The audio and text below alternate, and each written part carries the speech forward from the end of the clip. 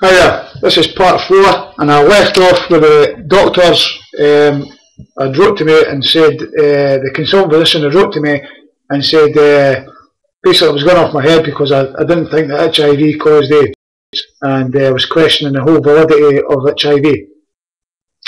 So I requested my hospital files, and they agreed to up there, this is a separate hospital at the IDU clinic, give me a copy. I requested anything related to HIV in my files, and so I got a hold of these. Eventually I had to get a lawyer to send them a letter to get them, because for my GP actually. I got into the hospital and they said they sent a copy down to the GP, and when I was on the phone to the GP says no, they're not here.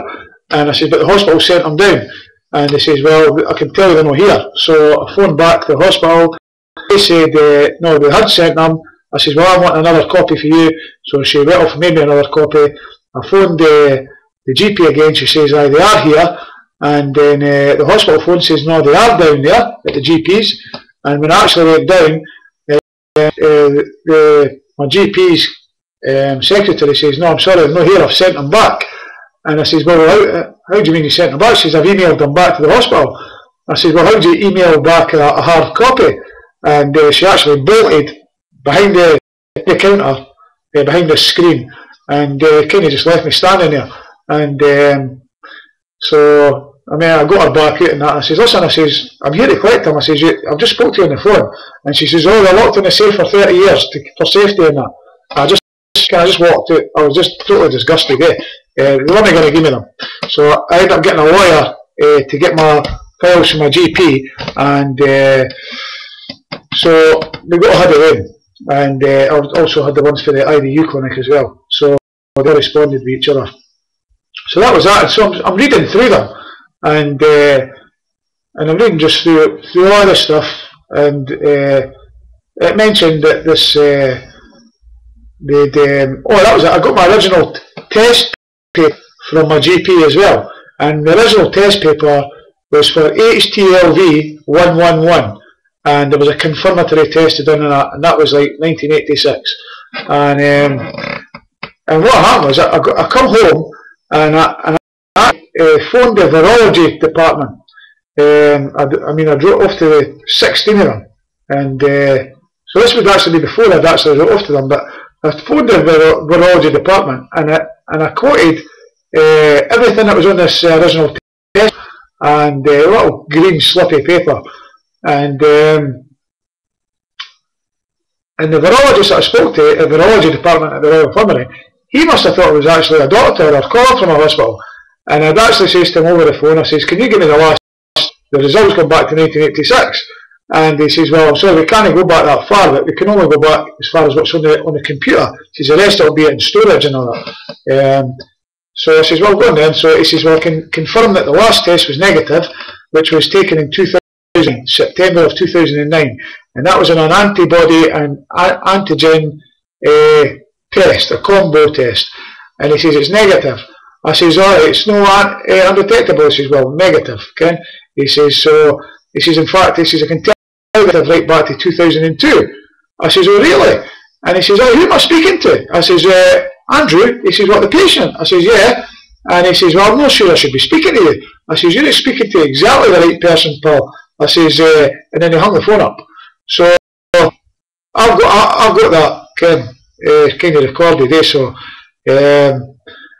so then I'm reading through these the stuff for the hospital, for the Western General and the IDU clinic, and it actually says in there that one of the doctors, this Wellesby guy from when I'd visited the hospital in '92, that they'd actually given me AZT back then, which I thought was strange because I was chronically opposed to taking any form of chemotherapy right up until 1997, when I started therapy. And then I read a wee bit further, and in '92 and '93 it actually said there was copies being photocopied in these files for the Western General, saying that I'd tested HIV antigen negative and HIV plasma antigen negative. And I thought to myself, okay, what's this plasma antigen in this HIV antigen? I never knew what an antigen was, to be honest with you. So I wrote to Celia Farber, and I says, I sort of struck up a wee rapport with Celia by this time, and become quite close as you can get just by email, like, and as friends. And I says to Celia, I says, Celia, I says, can you find out when I told her, she couldn't believe what I was telling her, and she says, you're fucking kidding me on. She says, I can't believe this. And I says, well, why? It's all written here, like, you know. And she said, I says, well, can you tell me what this antigen is? And I spoke to Eden again, the guy who originally put the test thing on, and he wasn't actually 100% sure either. And that I should write to the doctors and ask them. And this is what I'd asked Celia to do for me. And she volunteered to do it and get it my request. And so, and word actually come back to me that we shouldn't be asking this question, which I thought very strange. So I then started phoning virology departments over the length and breadth of Britain to find out what an antigen was, and as opposed to this antibody and all this. And I had it confirmed on the phone, which I recorded on my mobile telephone, that HIV antigen is an actual fact virus. An antigen is a virus. So if that's a blood cell, this is my finger's a virus, and the virus enters the blood cell, up pops an antigen, and then which is the capsid of a virus, and then an antibody will then come over and sort of envelope the antigen, can attack it, to kill it. So that's what my understanding was of it. So then, as I say, I was after I looked to these 16 virologists at Little France at the Royal Infirmary, and getting them to confirm what was in my, and not one of them wrote back, as I said. And I wrote, as I say, I wrote to the CDC and the FDA and blah blah blah, and World Health Organization and that.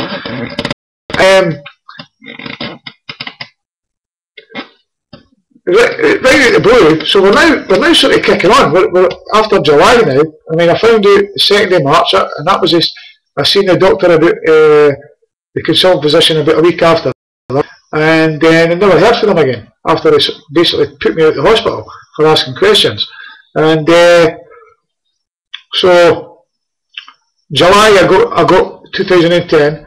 July I got my medical records for the hospital, and I got records for the GP at the request through Freedom of Information Act through a solicitor, because they wouldn't give me them when I went down and asked for them. And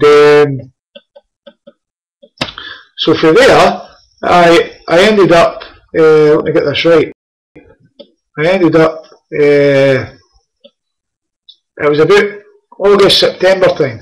Actually, before that, I'd actually, when I was coming off the pills, I had to turn back on my way to Ireland, because I was going through some pretty weird withdrawal symptoms. Like on my motorbike going to Ireland, I had to pull off the road 3 times, and the 3rd time I couldn't continue my journey. It was like I just wanted to lay the motorbike down and sort of just let it go, and just let the motorbike go and just keel over. And crazy thoughts going through my head, like well, I should be alright if I just hit the deck, and I thought, this isn't right, Ken. So pulled off, and as I say, the 3rd time that was, it happened again. I had this feeling again, and I had to phone a friend through from Edinburgh to Glasgow and pick me up and bring me back through to Edinburgh, and me and the bike, so in the back of a van. So anyway, and then it was kind of like, after that, I thought I was going to have a heart attack, and I present myself to the Western General again, and the accident emergency, and told them that I was having a heart attack, and they wired me up, monitored me up and all that stuff, and on this big machine, ECG and all that, and took blood pressures and everything, and the doctor come through and spoke to me, and asked me all the questions, and I thought to myself, this will be a good time to get all my bloods checked out, and find if there's actually, if I've got this hepatitis C or anything like that as well. and she asked me, "Are you sure anywhere else?" And I says, "Oh, aye, my kidneys and my liver and all that." And this is so what they did was they took all these baseline bloods and that, and I had a full normal blood count come back, which was pretty good news. So I got the copy of the results for the doctors there, and which were sent to my GP. I got them, and then about July or August, I then got a phone call for the hepatitis C nurse at the Western General, telling me that there was a place available to go and get a scan of my liver in the Royal Infirmary.